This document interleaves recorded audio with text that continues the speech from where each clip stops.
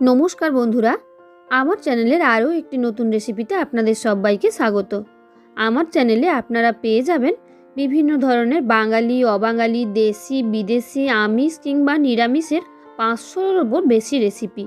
তবে আমার চ্যানেলে কখনো আমি পাস্তা রেসিপি আপনাদের সঙ্গে শেয়ার করিনি, তাই আজ এসে গেছি একদম সহজভাবে কিন্তু ভীষণ টেস্টি পাস্তার রেসিপি নিয়ে। দেখো, পাস্তা বানানোর জন্য প্রথমে পাস্তাটাকে সেদ্ধ করে নিতে হয়। আর পাস্তা বিভিন্ন ধরনের পাওয়া যায়। আমি কেমন পাস্তাটা নিয়েছি তোমরা দেখো একবার।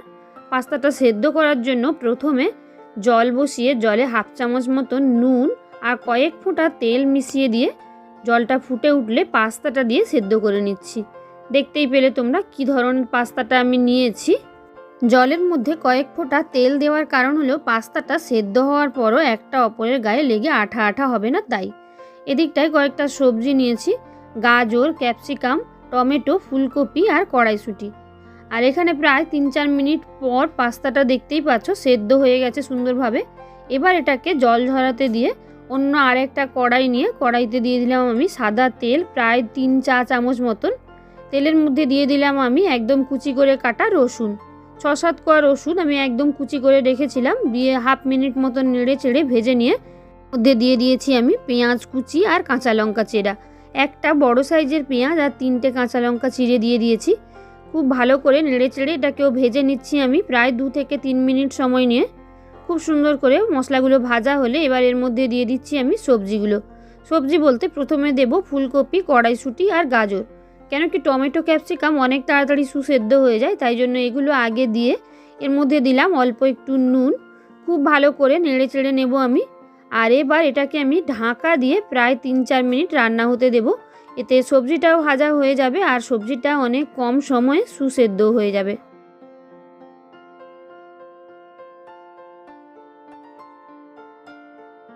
তিন চার মিনিট ঢাকা দিয়ে রান্না করার পর দেখো ঢাকাটা খুলেছি। সবজিগুলো দেখো প্রায় 50 কি তার চেয়েও বেশি সুন্দরভাবে সেদ্ধ হয়ে গেছে। এবার এর মধ্যে দিয়ে দেব আমি ক্যাপসিকাম আর টমেটো কুচি। আর ক্যাপসিকাম আর টমেটো কুচি দিয়ে তোমরা কিন্তু না ঢাকা দিলেও দিতে পারো, তবে আমি ঢাকা দিয়েছি, এতে অনেকটা তাড়াতাড়ি সব কিছু সুসেদ্ধ হয়ে যাবে।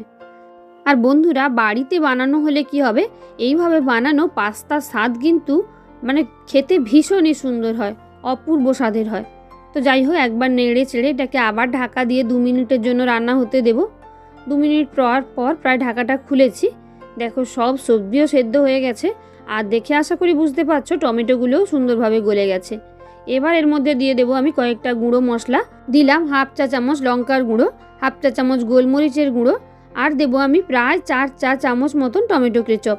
লঙ্কা অবশ্যই বুঝে দেবেন, কারণ কাঁচা লঙ্কা দেওয়া আছে, আবার গুঁড়ো লঙ্কা, তার মধ্যে আবার গোলমরিচের মধ্যেও একটা ঝাল ভাব থেকেই যায়, তাই অবশ্যই লঙ্কা বুঝে দিতে হবে। খুব ভালো করে সব কিছু মিশিয়ে নিয়ে এর মধ্যে দিয়ে দিলাম আমি সেদ্ধ করে জল ঝরিয়ে রাখা পাস্তাটাকে দিয়ে এবার খুব ভালো করে নেড়ে চেড়ে মিশিয়ে নেব। পাস্তা প্রায় রেডি হয়ে গেছে, আর মাত্র কয়েকটা উপকরণ দিলেই পাস্তা একদম রেডি। দেখো খুব ভালো করে নেড়ে চেড়ে মিশিয়ে নিচ্ছি সব কিছু সবজির সঙ্গে। পাস্তাটা সুন্দর করে মিশিয়ে নেওয়ার পর এবার এর মধ্যে দিয়ে দিচ্ছি আমি পাস্তা মশলা। একটা পাস্তা মশলা 5 টাকার একটা মশলা পুরোটাই দিয়ে দেব পাস্তার মধ্যে। খুব ভালো করে আরও একবার সব কিছু সুন্দর করে মিশিয়ে নেব। আর এটার মধ্যে আরেকটু বেশি গ্রেভি চাইলে তোমরা কিন্তু টমেটো বাটারও ব্যবহার করতে পারো। দেখো খুব ভালো করে নেড়ে চেড়ে সব কিছু মিশিয়ে নিচ্ছি। পাস্তা একদম রেডি হয়ে গেছে। আর এমনিতেই ম্যাগি, পাস্তা, চাউমিন এই সমস্ত জিনিস গরম গরম খেতেই বেশি ভালো লাগে, তাই গরম গরম সার্ভ করে দেব বাড়িতে বানানো ভীষণ সহজভাবে বানানো টেস্টি পাস্তা। এর উপরে তোমরা চাইলে ধনেপাতা কুচিও ছড়াতে পারো। তো বন্ধুরা, রেসিপিটা তোমাদের কেমন লাগলো অবশ্যই জানিও। আর রেসিপি ভালো লাগলে লাইক, কমেন্ট, শেয়ার করে দিতে একদমই ভুলে যেও না। আর আমার চ্যানেলের নতুন বন্ধু হলে এই ধরনের আরও নতুন নতুন রেসিপির আপডেট সবার প্রথমে পেতে তোমরা যারা এখনও চ্যানেলটাকে সাবস্ক্রাইব করোনি, ঝটপট চ্যানেলটাকে সাবস্ক্রাইব করে অল নোটিফিকেশান অন করে রেখো। দেখা হচ্ছে নতুন কোনো রেসিপিতে। টাটা।